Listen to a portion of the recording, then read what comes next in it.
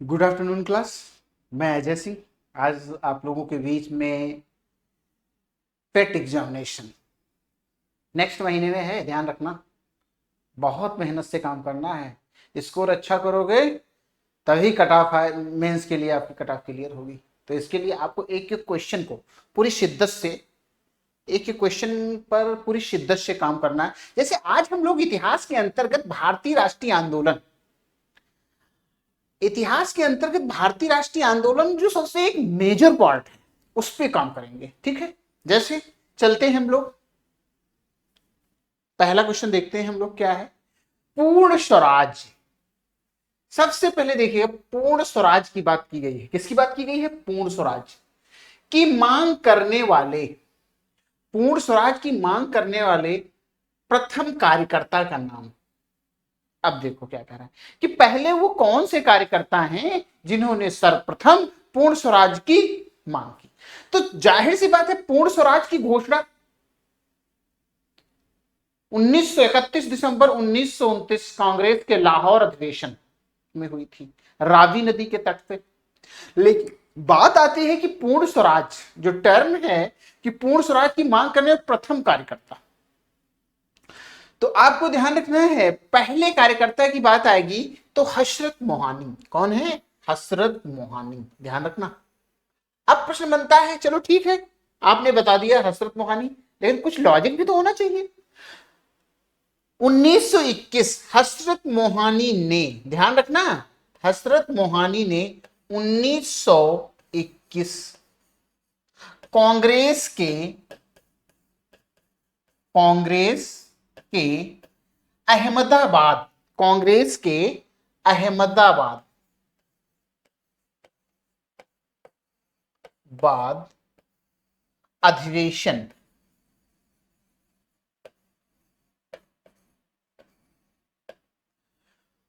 हसरत मोहानी ने 1921 के अहमदाबाद 1901 हसरत मोहानी ने 1921 कांग्रेस के अहमदाबाद अधिवेशन में सर्वप्रथम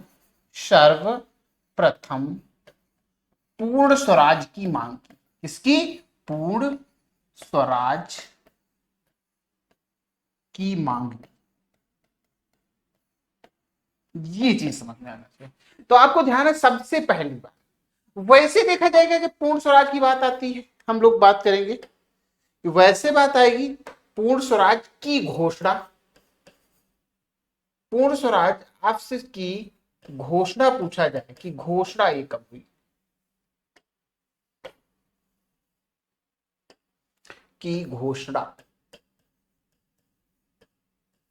तो 31 दिसंबर 1929 लाहौर अधिवेशन में। कब? कहा? लाहौर अधिवेशन में। किसके द्वारा? जेएल नेहरू के द्वारा। किसके द्वारा? जेएल नेहरू के द्वारा।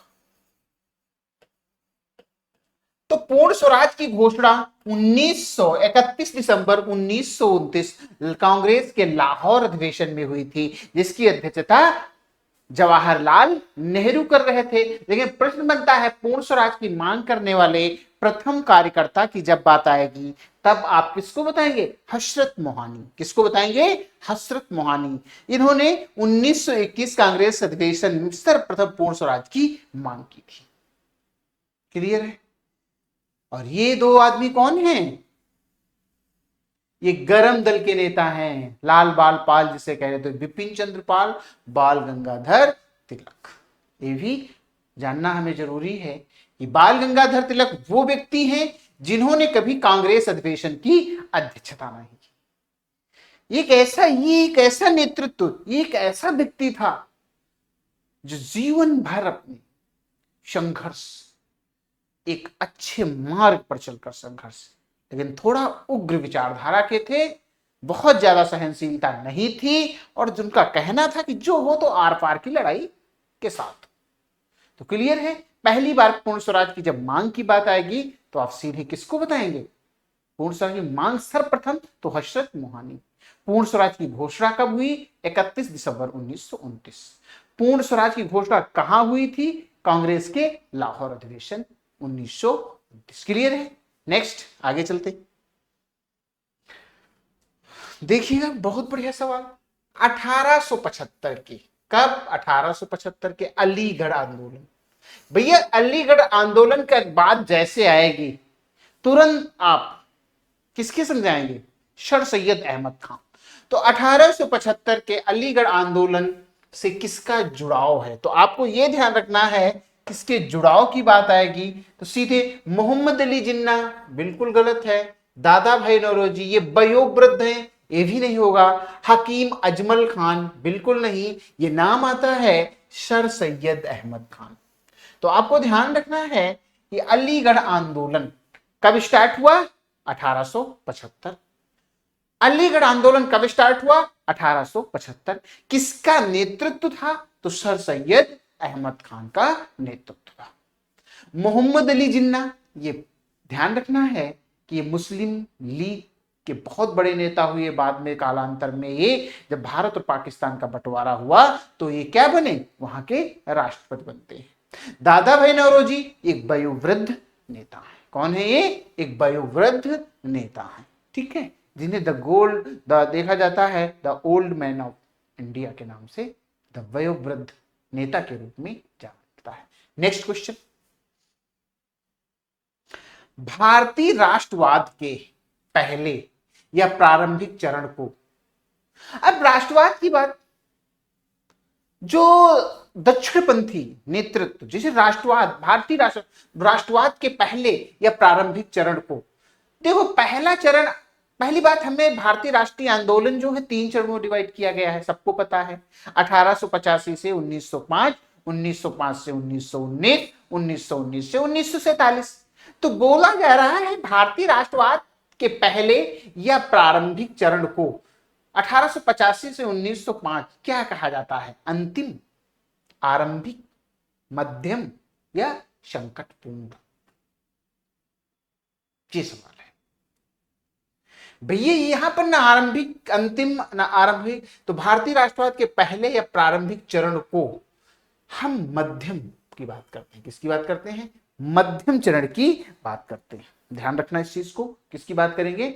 मध्यम की बात करते हैं। हालांकि स्टार्ट आरंभिक नहीं है, ये एक ऐसा दौर था जिसमें सबकी विचारधारा भी मध्यम थी।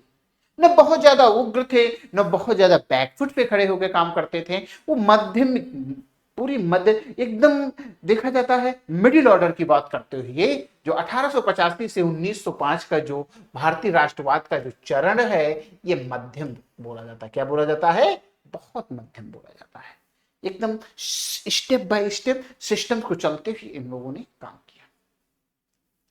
तो भारतीय राष्ट्रवाद के पहले या प्रारंभिक चरण को 1800, आरंभिक मत बोलना, राष्ट्रवाद की बात हो रही, ना कि भारतीय राष्ट्रीय आंदोलन। यदि भारतीय राष्ट्रीय आंदोलन शब्द होता तो ये प्रथम आरंभिक बोल सकते थे, लेकिन यहां राष्ट्रवाद की लोगों की भावना कैसी है? मध्यम भावना है, ध्यान रखना। और जो दूसरा राउंड आएगा भारतीय राष्ट्रीय आंदोलन, उसमें उग्र हो जाती है भावना, है ना। तो नेक्स्ट क्वेश्चन पे चलते हैं। गांधी जी ने किस घटना के कारण असहयोग आंदोलन को स्थगित किया था? गांधी जी ने किस घटना के कारण असहयोग आंदोलन को स्थगित किया था? पहली बात हमें पता होना चाहिए, ध्यान देना है इस क्वेश्चन को, कि जो असहयोग आंदोलन है कब हुआ? असहयोग आंदोलन 1920।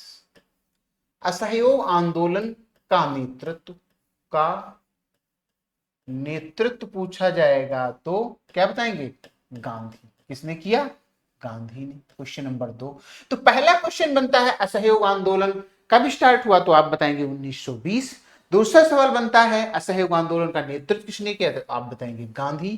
प्रश्न के अकॉर्डिंग आप जाते हैं तो ये 1920 में गांधी के द्वारा स्टार्ट होता है, लेकिन एक घटना ऐसी घटती है जिसके कारण, तो चौरा चौरी, क्या बोलेंगे इसको हम?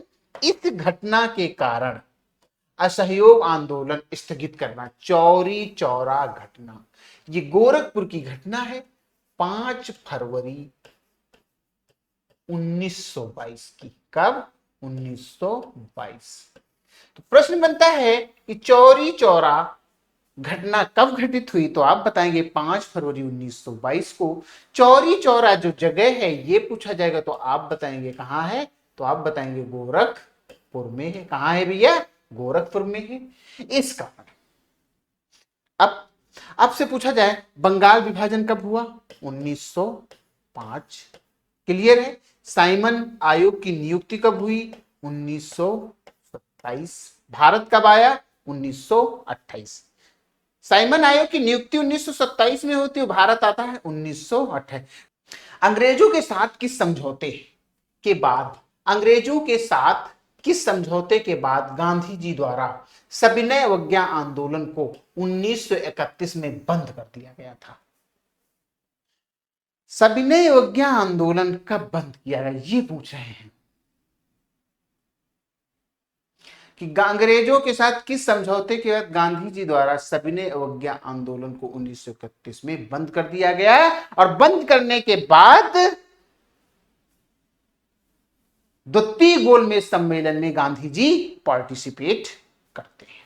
तो सवाल बनता है गांधी इरविन पैक्ट कब, क्या पॉइंट बनता है ये, गांधी इरविन पैक्ट जो होता है 5 मार्च, बहुत इंपॉर्टेंट है, 1931। 5 मार्च 1931 गांधी इरविन समझौता। आज से पूछा जाएगा गांधी इरविन समझौता कब हुआ, 5 मार्च 1931 को हुआ, और अंग्रेजों के साथ किस समझौते के बाद गांधी जी द्वारा सविनय अवज्ञा आंदोलन को 1931 में बंद कर दिया गया। तो आप क्या बताएंगे, गांधी इरविन पैक्ट।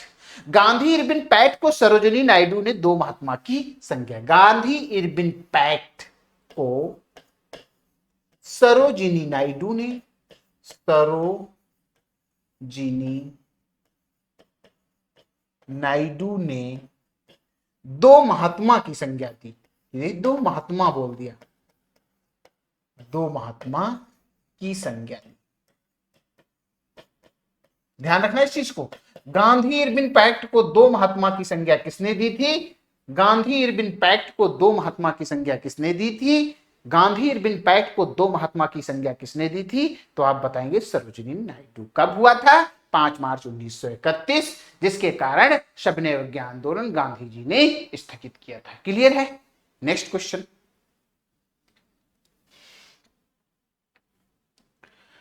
1930 में महात्मा गांधी द्वारा सविनय अवज्ञा आंदोलन शुरू करने का कारण क्या था। कारण तो कई थे, जिसको एक उन्होंने पूरा मेमोरेंडम तैयार किया था बहुत सारी बुराइयों को दूर करते हुए।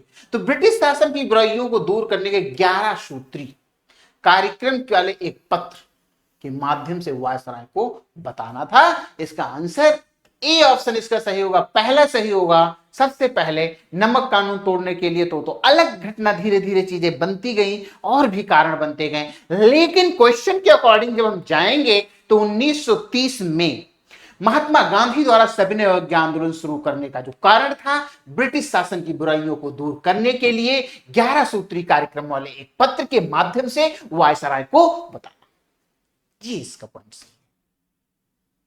क्लियर। नेक्स्ट, दांडी नमक यात्रा। अब दांडी नामक स्थान जो है कहां है, नौसारी जिले में। नमक यात्रा के दौरान निम्नलिखित में किस सामाजिक कार्यकर्ता ने गांधी को आंदोलनों को केवल पुरुषों तक सीमित ना रखने के लिए राजी किया था, कि सिर्फ पुरुषों तक सीमित नहीं रहेगा, इसमें महिलाएं भी पार्टिसिपेट करेंगे। यही कारण है कि यह एक ऐसा आंदोलन था जो सविनय अवज्ञा आंदोलन की रूपरेखा से निकला हुआ दांडी मार्च था, जिसमें महिला, पुरुष, बालक, बालिकाएं, कृषक, मजदूर, राजे, रजवाड़े सब पार्टिसिपेट करते हैं। तो एक नाम आता है कमला देवी चट्टोपाध्याय। क्या नाम है, कमला देवी चट्टोपाध्याय। ये बंगाली हैं। इन्होंने पहले पत्र लिखती हैं गांधी को, उसके बाद बताया जाए खुद आती हैं गुजरात और गुजरात प्रवास करती हैं। उस दौरान इन्होंने महिलाओं को भाग लेने के लिए उनसे बहुत निवेदन किया, तब जाकर के गांधी जी कहते हैं चलिए ठीक है, हम हमारे इस हम लोगों का जो मूवमेंट है, आंदोलन है, इसमें सहयोग करने के लिए बहुत बहुत आभार। क्लियर है? तो कमला देवी चट्टोपाध्याय, पंडिता रमाबाई, मैडम कामा, ये सब बहुत दूर की बात थी। कमला देवी चट्टोपाध्याय क्वेश्चन के अकॉर्डिंग आंसर सही है।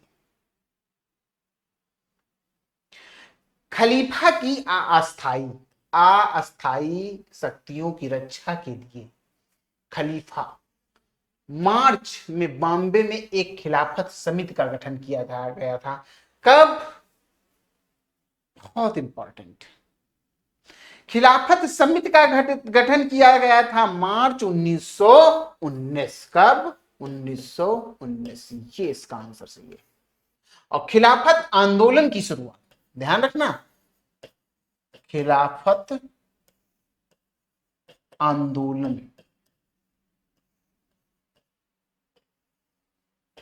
की शुरुआत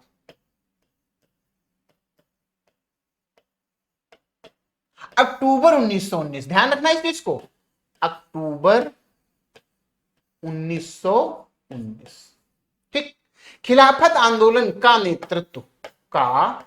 नेतृत्व पूछा जाए तो नेतृत्व बताएंगे मोहम्मद अली और अली बंधु। क्या नाम बोलेंगे? अली बंधु। अली बंधु में कौन है? मोहम्मद अली और शौकत अली। तो अस्थायी शक्तियों की रक्षा के लिए मार्च 1919 बॉम्बे में एक खिलाफत समिति का गठन किया गया था और उसी खिलाफत समिति के द्वारा अक्टूबर 1919, लगभग 3-4 महीने के बाद, फिर देखा गया कि अली बंधु, जिसमें मोहम्मद अली और शौकत अली थे, इन लोगों ने मिलकर के एक खिलाफत आंदोलन का संचालन किया। और खिलाफत आंदोलन का प्रस्ताव बोला जाता है किसने तैयार किया था? तो गांधी ने तैयार किया था। नेक्स्ट, क्लियर है ना? बंगाल में आंदोलन के दौरान तिरंगा झंडा लाल, हरा, पीला किसने डिजाइन किया गया था? किसके लिए?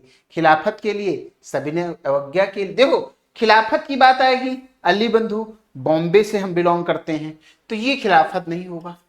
सविनय अवज्ञा की बात आती है स्टार्ट के लिए, गुजरात से हम बिलोंग करते हैं, ये भी नहीं होगा। दांडी मार्च, ये भी नहीं होगा। बंगाल विभाजन, क्या बात करते हैं? बंगाल विभाजन के दौरान देखा गया है कि लाल, हरा और पीला डिजाइन किया गया था। कौन सा वहां मूवमेंट चला था? स्वदेशी आंदोलन के तहत। स्वदेशी आंदोलन, ध्यान रखना, बहुत इंपॉर्टेंट सवाल है। स्वदेशी आंदोलन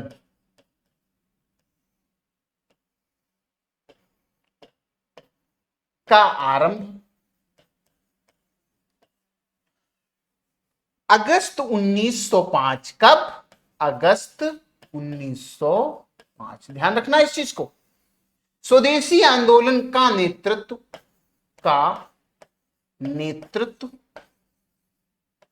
सुरेंद्र नाथ बनर्जी, सुरेंद्र SN बनर्जी, सुरेंद्र नाथ बनर्जी, ये ध्यान रखना है। कौन है भैया? सुरेंद्र नाथ बनर्जी। आरंभ अगस्त 1905, स्वदेशी आंदोलन।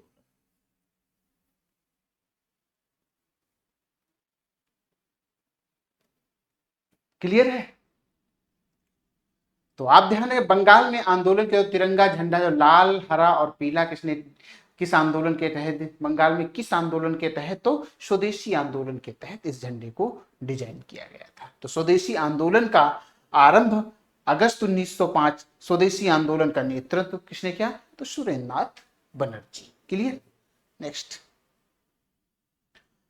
खिलाफत के मुद्दे को उठाने के महात्मा गांधी के निर्णय के पीछे मुख्य कारण क्या था? हिंदुओं और मुसलमानों के बीच अधिक एकता लाने के लिए, ईसाइयों और मुसलमानों के बीच अधिक एकता लाने के लिए, हिंदुओं और ईसाइयों के बीच अधिक एकता लाने के लिए, इनमें से कोई नहीं। भैया, ईसाइयों की एकता का कोई कॉन्सेप्ट नहीं बनता है, तो सीधे सीधे कट जाएगा, ये भी नहीं होगा, ये भी नहीं होगा। हिंदू और मुसलमान, ये क्वेश्चन बनता है। हिंदू और मुसलमानों के बीच अधिक एकता लाने के लिए खिलाफत आंदोलन।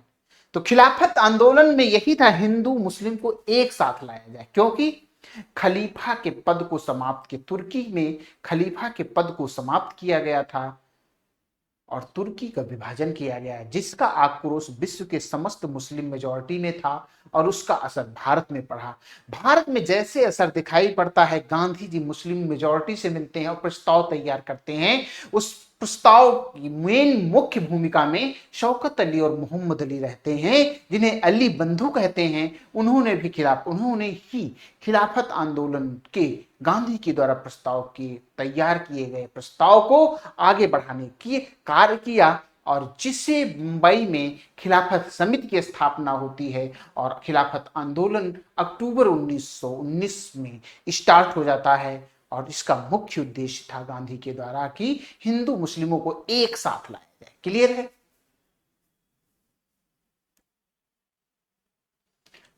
निम्नलिखित में से किसे स्वदेशी आंदोलन का प्रमुख कारण माना जाता है? महिला शिक्षा के बजाय पुलिस और रेलवे के लिए वित्त पोषण, कलकत्ता निगम अधिनियम 1899, बंगाल विभाजित करने का निर्णय, पंजाब भूमि हस्तांतरण। स्वदेशी बंगाल विभाजित करने के निर्णय, अभी हमने बताया था स्वदेशी आंदोलन अगस्त 1905, बंगाल को विभाजित करने का जो निर्णय था, उसी 20 जुलाई 1905 को बंगाल विभाजन का प्रस्ताव पास होता है, जिसके विरोध में 7 अगस्त 1905 को स्वदेशी आंदोलन का नेतृत्व होता है बंगाल विभाजन के विरोध में। तो ये आपका सही है, बंगाल को विभाजित करने का जो निर्णय था। Clear? Next question, Mahatma Gandhi ने नमक सत्याग्रह कहां शुरू किया? सूरत, साबरमती, पौनार। भैया नमक सत्याग्रह की जो शुरुआत होती है साबरमती, कौन सी जगह है? साबरमती आश्रम, अहमदाबाद। साबरमती आश्रम अहमदाबाद। महात्मा गांधी ने नमक सत्याग्रह का शुरू किया था, तो आपको बताना होगा साबरमती आश्रम अहमदाबाद। कहां तक था ये? दांडी जो पड़ता है कहां, तो आप बताएंगे नवसारी जिला, वर्तमान में जो गुजरात का नवसारी जिला है, वहां पे दांडी नामक स्थान पाया जाता है। तो साबरमती आश्रम, ये सवाल आया है, साबरमती आश्रम कहां है, तो क्या बताएंगे? अहमदाबाद। तो महात्मा गांधी ने नमक सत्याग्रह कहां शुरू किया? साबरमती आश्रम अहमदाबाद से। और कहां तक था? दांडी नामक स्थान तक था। क्लियर? निम्नलिखित में किसे महात्मा गांधी का कौन सा सत्याग्रह नील कृषकों की समस्या से जुड़ा था? निम्नलिखित में महात्मा गांधी का कौन सा सत्याग्रह नील कृषकों की समस्या से जुड़ा था? तो नीलहों की समस्या क्लास में भी पढ़ाए हैं, ना खेड़ा है, न बारदोली है, न दांडी है, क्या है? चंपारण। अब चंपारण सत्याग्रह हुआ कब? 1917। चंपारण सत्याग्रह का नेतृत्व क्या बताएंगे? नेतृत्व पूछा जाएगा तो आप बताएंगे गांधी। किसके द्वारा? गांधी के द्वारा नेतृत्व किया गया। ऐसे सवाल को पकड़ो, ऐसे। अब पता खेड़ा सत्याग्रह पूछा जाएगा तो आप बताएंगे 1918। बारदोली सत्याग्रह 1928, दांडी मार्च 1930। ऐसे सब। तो दांडी मार्च 1930 में हुआ, बारदोली सत्याग्रह 1928 में हुआ, खेड़ा सत्याग्रह 1918 में हुआ, दांडी मार्च 1930 में हुआ। महात्मा गांधी द्वारा कौन सा सत्याग्रह नील कृषकों समस्या लिए जुड़ा था? चंपारण सत्याग्रह। और चंपारण सत्याग्रह कब हुआ? 1917। जिसका नेतृत्व किसने किया था? तो आप बताएंगे गांधी। क्लियर? नेक्स्ट, दांडी मार्च जिसे सॉल्ट मार्च, दांडी सत्याग्रह के नाम से भी जाना जाता है, निम्नलिखित किस आंदोलन शुरू होने के कारण ये बना? तो ये आपको ध्यान रखना है। तो आपको ध्यान रखना है इस चीज को। दांडी मार्च से सॉल्ट मार्च और दांडी सत्याग्रह के नाम से भी जाना जाता है। निम्नलिखित में से किस आंदोलन के शुरू होने का कारण बना? तो जाहिर सी बात है असहयोग आंदोलन 1920 हो नहीं सकता। चौरा चौरी 1922 नहीं। भारत छोड़ो आंदोलन 1942 ये होगा। इसका आंसर सही होगा, आपको ध्यान रखना है, सविनय अवज्ञा आंदोलन 1930। ये इसका आंसर राइट है। तो भारत छोड़ो 1942, सविनय अवज्ञा आंदोलन 1920, चौरी चौरा कांड 1922, सविनय अवज्ञा आंदोलन 1930। क्लियर? नेक्स्ट, साइमन कमीशन किस वर्ष भारत आया? साइमन कमीशन किस वर्ष भारत में प्रथम बार आया? तो आप बताएंगे 1928। साइमन कमीशन, ध्यान रखना है, Simon commission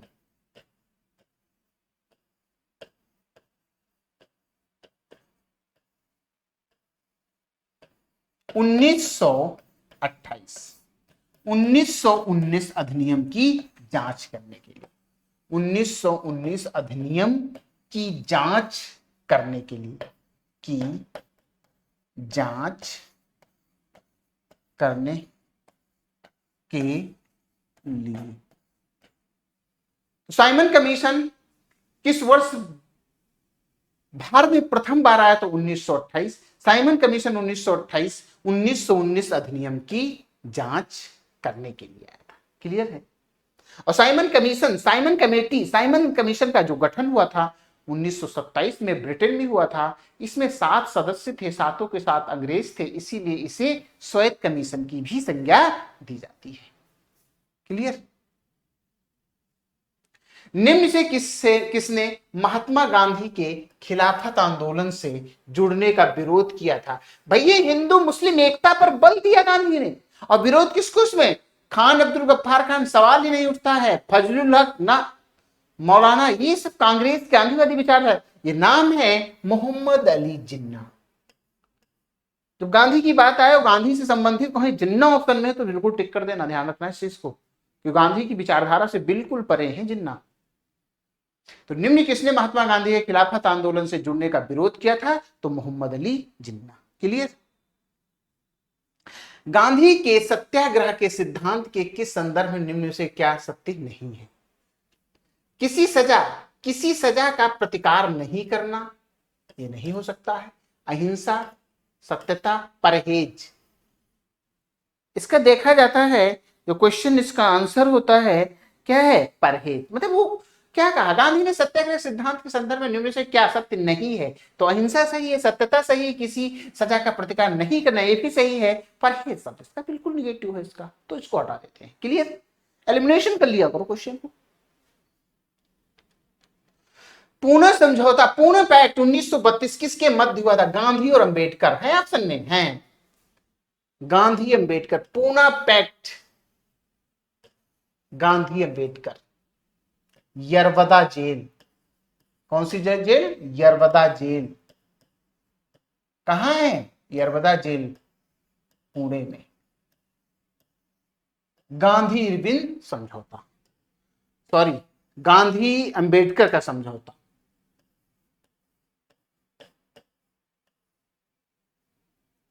Poona pact Gandhi Ambedkar के मध्य। क्लियर? तो पूना पैक्ट कहां, किस जेल में? यरवदा जेल में। सवाल पूछा है, यरवदा जेल है कहां? पुणे में। क्लियर? 1919 में गांधी ने किस खिलाफ सत्याग्रह का आह्वान किया, जिस अधिनियम ने अभिव्यक्ति की स्वतंत्रता जैसे मौलिक अधिकारों पर अंकुश लगाया और पुलिस शक्तियों को मजबूत किया? तो ध्यान रखना, 1919 में गांधी ने के खिलाफ सत्याग्रह का आह्वान किया, जिस अधिनियम ने अभिव्यक्ति की स्वतंत्रता जैसे मौलिक अधिकारों पर अंकुश लगाया और पुलिस शक्तियों को मजबूत किया। बताइएगा। भारत रॉलेट अधिनियम 1919, रॉलेट अधिनियम। ठीक है, ध्यान रखना है कि आपको इस चीज को, मार्ले मिंटो सुधार बिल्कुल गलत है। मार्ले मिंटो सुधार 1909 में होता है। क्लियर है? तो ऐसे इसको एलिमिनेशन कर लो, ये तो हटा ही दो। जानलेवा आक्रोश अधिनियम, भारत रक्षा अधिनियम, रॉलेट। अब बात 1919 की आ गई तो इसी से एलिमिनेशन कर लीजिए। रॉलेट एक्ट की बात करता है, नो अपील नो दलील नो वकील की बात जिसमें आई थी। क्लियर है? नेक्स्ट, सन 1915 से 16 में किसके नेतृत्व में होम रूल लीग की शुरुआत हुई थी? एनी बेसेंट और बीजी तिलक। आयरिश महिला एनी बेसेंट और बाल गंगाधर तिलक के द्वारा होम रूल लीग। जब कभी होम रूल लीग की बात आए तो ध्यान रखना है, यदि दोनों अलग अलग ऑप्शन हो, मैं ये बता रहा हूं सवाल गलत करते हैं बच्चे, जब ये दोनों अलग अलग ऑप्शन हो तो आप पहले एनी बेसेंट को टिक कर देंगे, क्योंकि उन्होंने सबसे पहले इस विचारधारा को आगे लाने का प्रयास किया था। उसके बाद में बीजी तिलक उनके पीछे से काम करते हैं। लेकिन अप्रैल पहले की बात करते हैं, ध्यान रखना है, होम रूल लीग जो है सबसे पहले स्थापित किया था 1916 में। भारत में की बात करते हैं तो बाल गंगाधर तिलक, और उसके बाद में अप्रैल में स्थापित करते हैं वो सितंबर में एनी बेसेंट। लेकिन दोनों सवाल, दोनों नाम हो ऑप्शन में तो पहले होम रूल लीग की बात आए तो Annie Besant. Home rule league की स्थापना कब हुई थी? 1916, एनी बेसेंट, ध्यान रखना है। क्लियर है? तो आज हम लोग यहां तक रखते हैं, नेक्स्ट क्लास में आप लोगों को फिर मिलते हैं। नमस्कार।